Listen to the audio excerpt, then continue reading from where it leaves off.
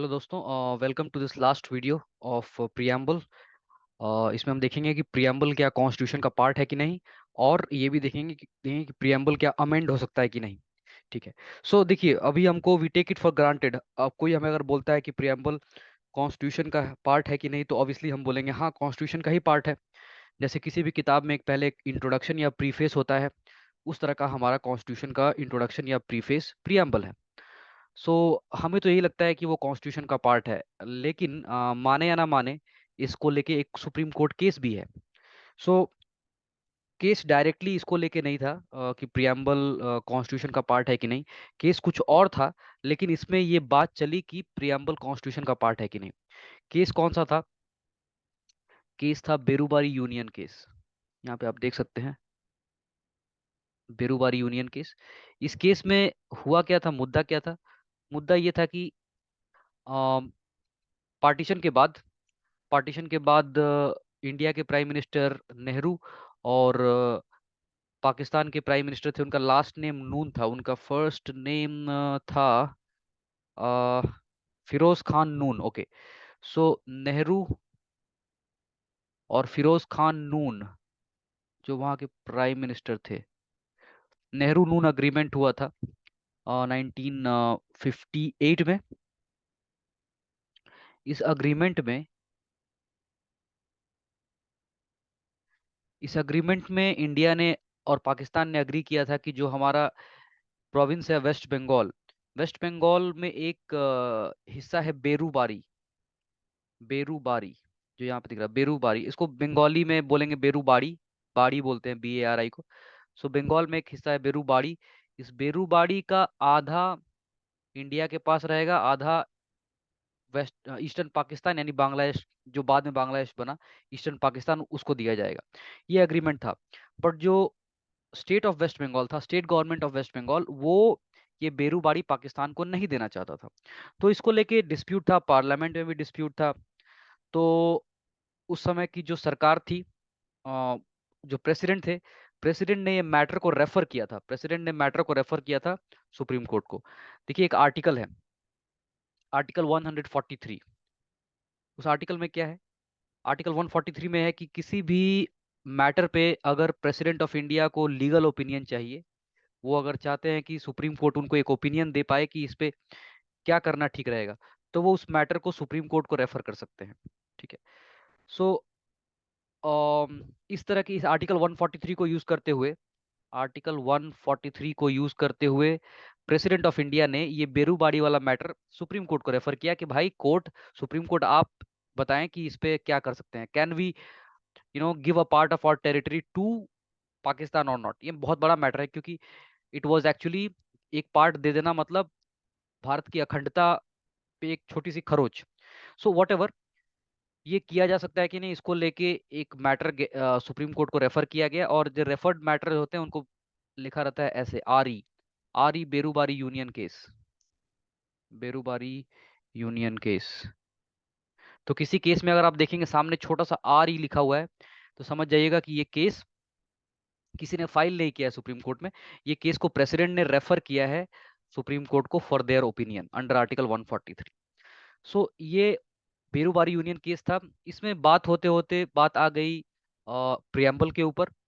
तो supreme court ने इसमें बोला था, कुछ इंपॉर्टेंट पार्ट्स बोली थी, कि सुप्रीम कोर्ट ने कहा था कि preamble shows the general purpose behind the several provisions in the constitution and this is the key to the minds of the makers of the constitution. हमारे संविधान में जो भी है, उसको लिखते वक्त, उसको बनाते वक्त, हमारे जो फ्रेमर्स ऑफ द कॉन्स्टिट्यूशन थे, कॉन्स्टिट्यूशन के मेकर्स थे, उनके दिमाग में क्या चल रहा था, वो समझने के लिए प्रियम्बल बहुत जरूरी है।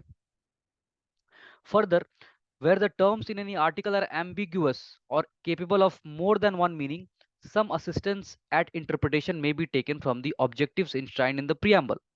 तो किसी भी अगर आर्टिकल को पढ़ते हुए थोड़ी सी क्लैरिटी की जरूरत लगे कि ये थोड़ा क्लियर नहीं लग रहा है, थोड़ा एम्बिगुअस है, ये कहना क्या चाहता है ये आर्टिकल, वो अगर समझने में दिक्कत हो तो हम उस आर्टिकल, किसी भी आर्टिकल को इंटरप्रेट करने के लिए हम प्रियम्बल का सहारा ले सकते हैं।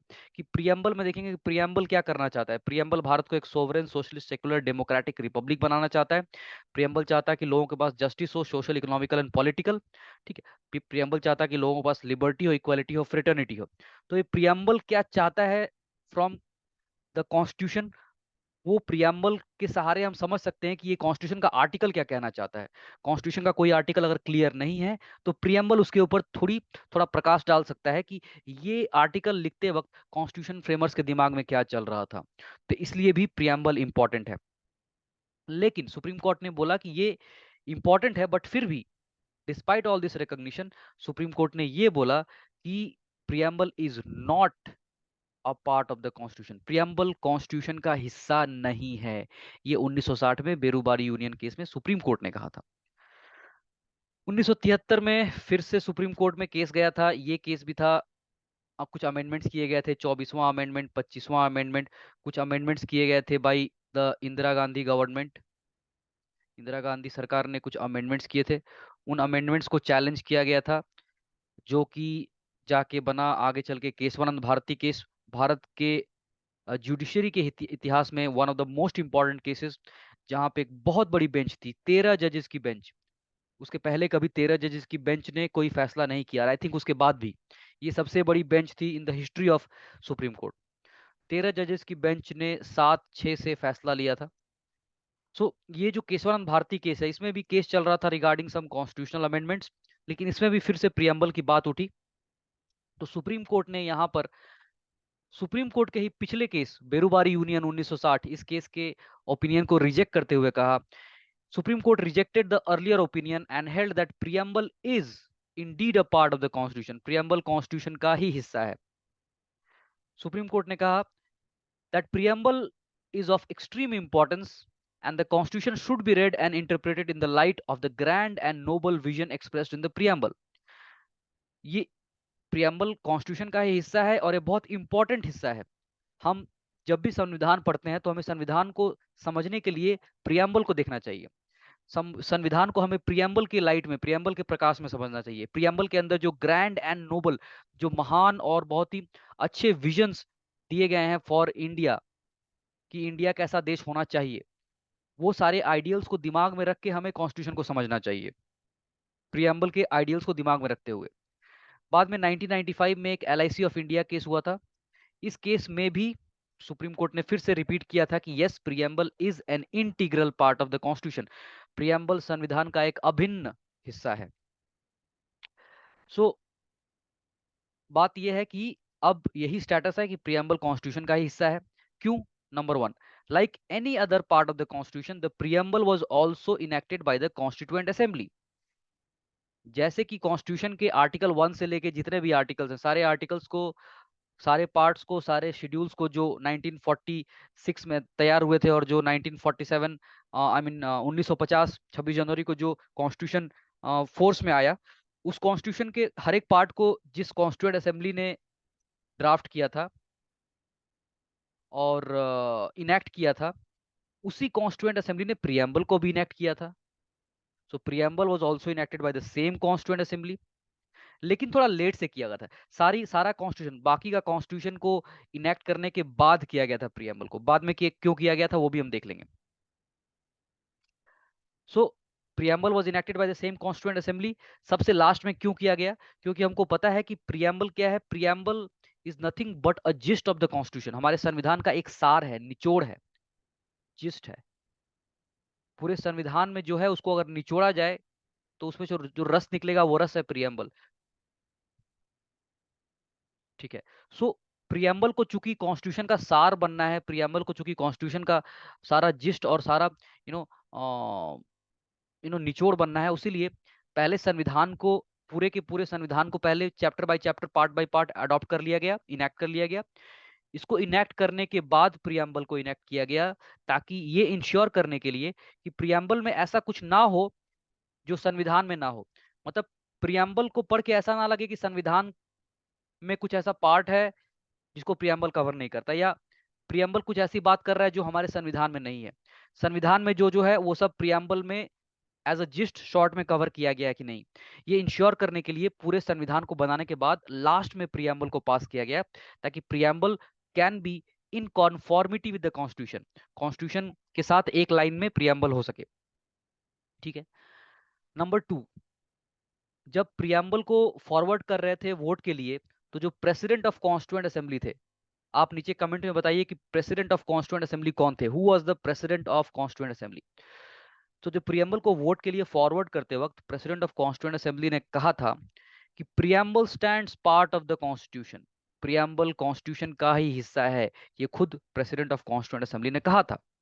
Hence the current position is that preamble is a part of the constitution. ठीक है। एंड यही प्रियम्बल और कॉन्स्टिट्यूशन के फोर फादर्स भी यही चाहते थे कि it should be the part of the constitution, इसीलिए प्रेसिडेंट ऑफ कॉन्स्टिट्यूंट असेंबली ने भी कहा था कि it is preamble stands as part of the constitution.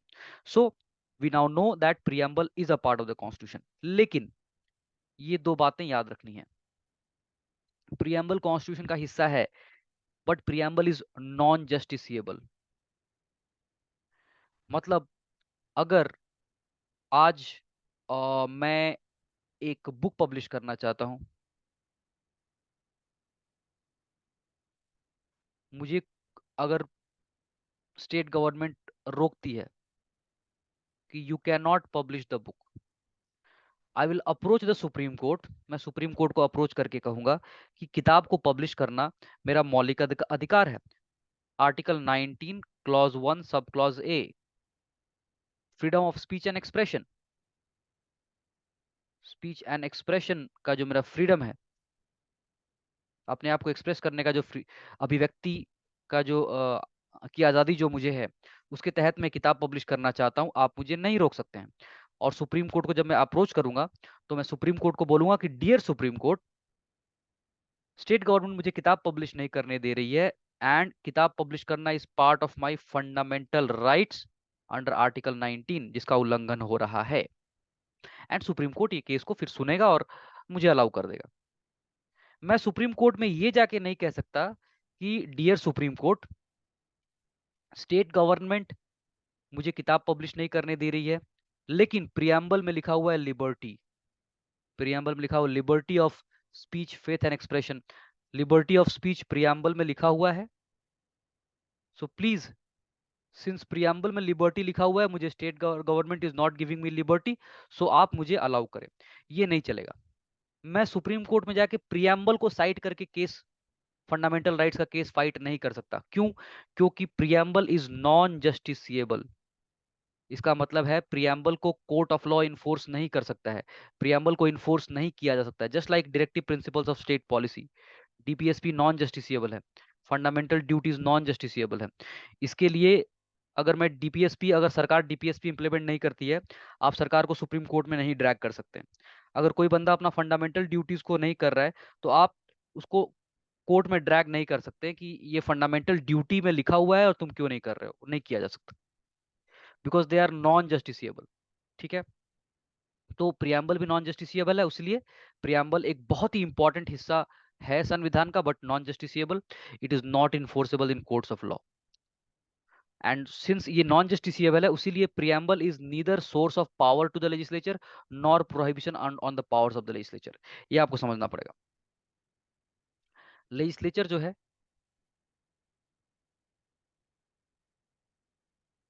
वो कहता है कि लेजिस्लेचर का काम क्या है, लेजिस्लेचर का काम है कि वो लॉ बनाए। ये लॉ बनाने का पावर लेजिस्लेचर को किसने दिया है? कॉन्स्टिट्यूशन ने, संविधान ने। लेकिन कॉन्स्टिट्यूशन ने वो पावर कहाँ पे दिया है? वो पावर कॉन्स्टिट्यूशन ने दिया है जो लेजिस्लेचर वाला चैप्टर है, there shall be a lower house called the house of people and there shall be a upper house called the राज्य सभा जो है काउंसिल ऑफ स्टेट्स। ये कॉन्स्टिट्यूशन में लिखा हुआ है कि ये एक लोकसभा होगी, एक राज्यसभा होगी, और इनका काम रहेगा लॉ बनाना। संविधान ने ये पावर उनको दिया है। तो संविधान के लेजिस्लेचर चैप्टर ने जो है, उसमें जो आर्टिकल्स लोकसभा राज्यसभा की बात करते हैं, उन आर्टिकल्स ने ये पावर दिया लेजिस्लेचर को, प्रियम्बल ने नहीं दिया है। प्रियम्बल पावर नहीं देता है लेजिस्लेचर को लॉ बनाने के लिए, और प्रियम्बल लेजिस्लेचर के पावर पे कोई रुकावट भी नहीं डालता। लेजिस्लेचर के पावर पे रुकावट डालते हैं फंडामेंटल राइट्स। अगर कल को सरकार एक लॉ पास कर रही है कि कल से कोई किताब पब्लिश नहीं कर सकता, no one can publish book from tomorrow, सरकार के लेजिस्लेचर के इस लॉ के ऊपर रुकावट या पाबंदी कहां से आएगी? फंडामेंटल राइट से। फंडामेंटल राइट सरकार को बोलेगा कि the state can not do this, as a government, as a legislature आप ये नहीं कर सकते कि लोगों की freedom of speech and expression आप कर्टेल नहीं कर सकते, लोग किताब पब्लिश करेंगे। सो लेजिस्लेचर के ऊपर पाबंदी फंडामेंटल राइट से आएगी और दूसरे पार्ट से आएगी, दूसरे पार्ट्स ऑफ द कॉन्स्टिट्यूशन से आएगी, प्रियम्बल से नहीं आएगी। सो प्रियम्बल इज नाइदर अ, यहाँ पे जो लिखा हुआ है कि preamble is nether the source of power, ना तो प्रियम्बल लेजिस्लेचर को पावर देता है, ना तो प्रियम्बल लेजिस्लेचर को प्रोहिबिट करता है कुछ करने के लिए। प्रियम्बल एक इंपॉर्टेंट हिस्सा है, लेकिन बस वो समझ लीजिए कॉन्स्टिट्यूशन का जिस्ट है, कॉन्स्टिट्यूशन को समझने का एक जरिया है। ना तो वो जस्टिसिएबल है लाइक फंडामेंटल राइट्स, ना ही वो प्रोहिबिट करता है स्टेट को लाइक फंडामेंटल राइट्स, ना ही वो पावर देता है लेजिस्लेचर को like the chapter on legislature. So this is regarding whether preamble is part of constitution और नॉट। उसके नीचे अमेंडेबिलिटी ऑफ द कॉन्स्टिट्यूशन, क्या प्रियम्बल को अमेंड किया जा सकता है? कितनी बार अमेंड हुआ है प्रियम्बल? एक बार, ओनली वंस, एक बार सिर्फ अमेंड किया गया संविधान को, प्रियम्बल को। प्रियम्बल अमेंड किया जा सकता है कि नहीं? अंडर आर्टिकल 368, आर्टिकल 368 में दिया गया है कि कॉन्स्टिट्यूशन कैन बी अमेंडेड, और कॉन्स्टिट्यूशन को अमेंड करना काम किसका है? पार्लियामेंट का। और पार्लियामेंट कैसे स्पेशल मेजॉरिटी के साथ अमेंड कर सकती है, वो दिया हुआ है आर्टिकल 368 में। लेकिन आर्टिकल 368 के अंडर क्या प्रियम्बल को भी अमेंड किया जा सकता है? ये सवाल उठा था केशवानंद भारती केस 1973 में। ये कहा जा रहा था उस केस में, लोग ये दलीलें रख रहे थे सुप्रीम कोर्ट के सामने कि preamble can not be amended at as it is not part of the constitution. आपको याद होगा कि केशवानंद भारती केस होने के पहले, केशवानंद भारती केस होने के पहले, इस केस के पहले बेरूबारी यूनियन केस में सुप्रीम कोर्ट ने बोला था कि प्रियम्बल संविधान का हिस्सा नहीं है। ये केशवानंद भारती में बोला गया कि नहीं, वो उसका हिस्सा है। तो जब केशवानंद भारती केस स्टार्ट हुआ, तब तक यही स्टेटस था कि preamble is not the part of the constitution. तो इसीलिए अमेंडेबिलिटी के ऊपर दलील रखी गई कि जब प्रियम्बल कॉन्स्टिट्यूशन का हिस्सा ही नहीं है, जैसा कि बेरूबारी यूनियन केस में बोला गया है, तो अगर हिस्सा ही नहीं है तो फिर कैसे अमेंड होगा? कॉन्स्टिट्यूशन अमेंड करने का आर्टिकल 368, और प्रियम्बल कॉन्स्टिट्यूशन का ही हिस्सा नहीं है, तो आर्टिकल 368 के अंडर अमेंड नहीं हो सकता। और पिटिशनर ने ये भी बोला कि जो प्रियम्बल है वो हमारे कॉन्स्टिट्यूशन का जो बेसिक एलिमेंट्स है, हमारा कॉन्स्टिट्यूशन, हमारा संविधान किस चीज के ऊपर खड़ा है? खड़ा है डेमोक्रेसी के ऊपर, रिपब्लिकन के ऊपर, सोशलिज्म, सेक्युलरिज्म के ऊपर, और इन सब के ऊपर खड़ा है, सॉवरेनिटी इंटेग्रिटी के ऊपर खड़ा है, लिबर्टी के ऊपर खड़ा है, इन सब के ऊपर हमारा कॉन्स्टिट्यूशन खड़ा है। तो और ये सारे फीचर्स दिए गए हैं प्रियम्बल में। सो प्रियम्बल में जो इंपॉर्टेंट फीचर्स दिए गए हैं, इसको अगर अमेंड कर दिया जाएगा, तब तो भाई कॉन्स्टिट्यूशन ही बदल जाएगा। तो इसलिए इसको अमेंड नहीं होना चाहिए, preamble should not be amended, वरना प्रियम्बल को अमेंड करके संविधान के जो मूलभूत जो ढांचा है संविधान का, वही बदला जा सकता है, like Republican system, democratic system, etcetera. Supreme court ने बोला केशवानंद भारती केस में कि बेरूबारी यूनियन केस में जो बोला गया था वो गलत था, it was wrong, and preamble is a part of the constitution. ये कौन से केस में बोल रहा है supreme court? Kesavananda Bharati case में। केशवानंद भारती केस में सुप्रीम कोर्ट बोल रहा है कि बेरूबारी यूनियन केस का ओपिनियन रॉन्ग था, preamble is part of the constitution, and so preamble can be amended, preamble को अमेंड किया जा सकता है। लेकिन एक कंडीशन है, कंडीशन ये है कि कोई भी अमेंडमेंट ऐसा नहीं होना चाहिए जो बेसिक फीचर्स को अमेंड कर दे, बेसिक फीचर्स को चेंज कर दे।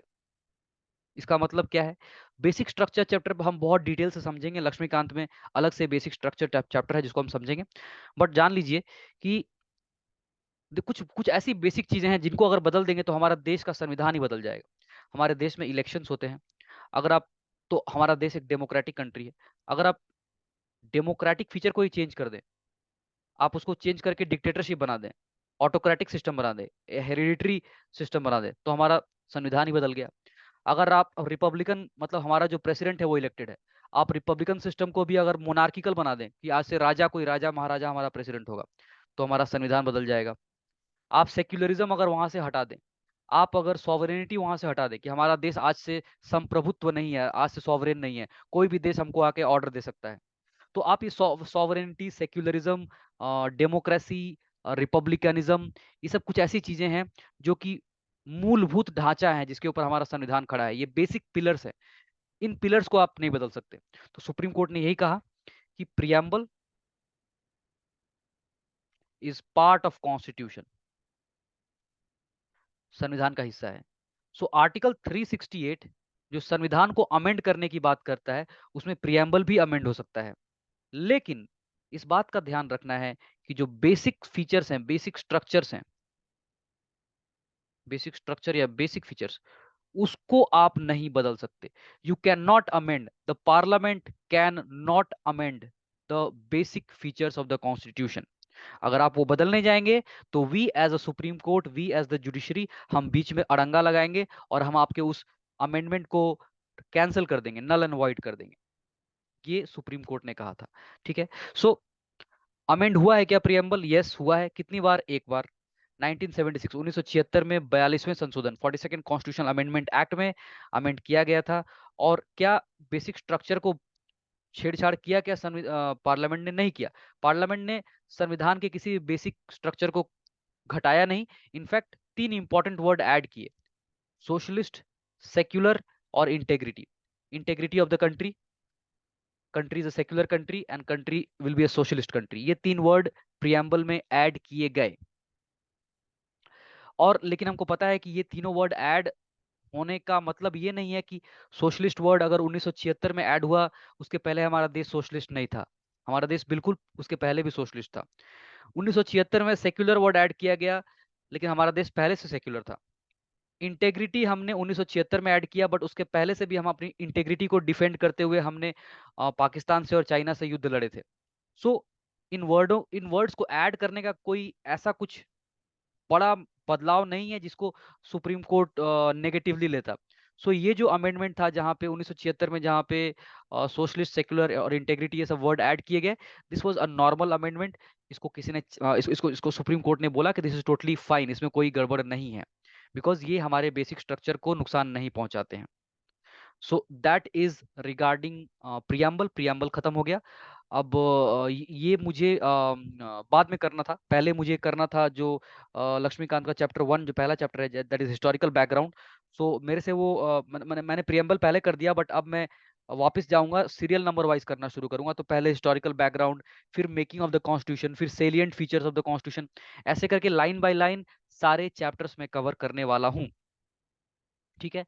सो thank you for watching guys, video देखते रहिए और प्लीज एक लाइक तो कर दीजिए आगे बढ़ने से पहले, और शेयर और सब्सक्राइब भी बनता है। अगर आप लाइक करेंगे, शेयर करेंगे, सब्सक्राइब करेंगे, तो I will get the motivation कि मैं इसी तरह से एनर्जेटिकली, एनर्जी के साथ सारा का सारा जो लक्ष्मीकांत है वो खत्म करूं। उसके बाद पॉलिटी के बाद हिस्ट्री, ज्योग्राफी, जितने सारे सब्जेक्ट्स हैं इंक्लूडिंग एनसीईआरटीज, सबको एक एक करके मैं खत्म करके यहाँ पे अपलोड करता जाऊंगा। So thank you for watching guys, have a nice day, bye bye.